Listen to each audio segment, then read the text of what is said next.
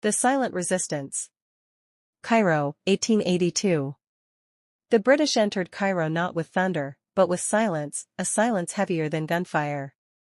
Their armies marched like a tide, and soon, the very air of Egypt seemed to shift. Factories rose where workshops once stood, and the hum of machines drowned out the rhythmic tap of hand-carved chisels. For Muhammad Algazawi, a master woodworker, the silence was deafening. His workshop, once alive with the scent of cedar and the whispers of apprentices, stood still. The British brought furniture from abroad, sleek and soulless. His craft, his inheritance, was rendered useless.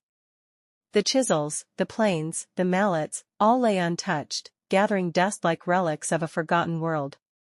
At first, Muhammad tried to adapt. He carved frames for the British officers, small trinkets to please their wives.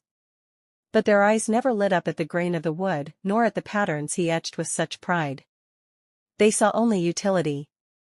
To them, his art was nothing more than labor.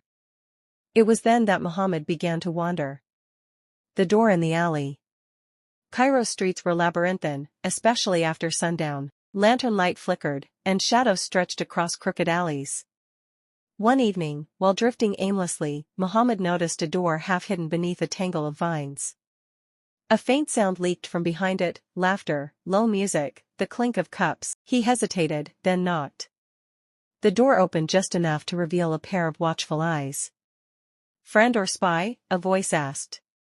"Neither," Muhammad replied, his voice carrying the weight of his despair. The eyes studied him before the door swung wider. Inside, smoke curled upward in slow, lazy ribbons. Cushions lined the floor.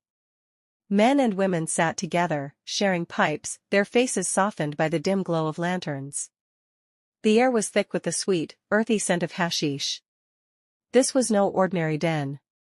The atmosphere wasn't just one of escape, it pulsed with something sharper. Something alive, and in the center of it all sat Yusef. Yusef, the storyteller.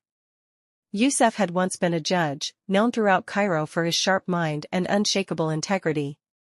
But when the British demanded that he swear loyalty to the crown, he refused.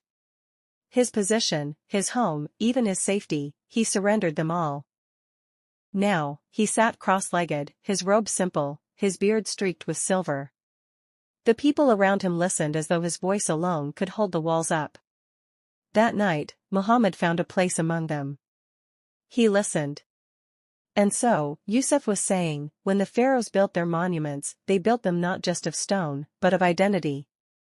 Every block, every carving said, "We were here. We will always be here." The British want us to forget. But stone does not forget. And neither should we. Murmurs of agreement rippled through the room. Muhammad felt a spark he hadn't felt in months. Here, in this smoke-filled sanctuary, something stirred. Nights of fire and smoke. Muhammad became a regular. Each night, the den transformed into something greater than itself. One evening, a poet recited verses that spoke of freedom, cloaked in metaphor. Another night, a musician strummed an oud, weaving melodies older than the empire that sought to crush them. Yusef presided over it all, guiding with wisdom. He never spoke of rebellion in the open.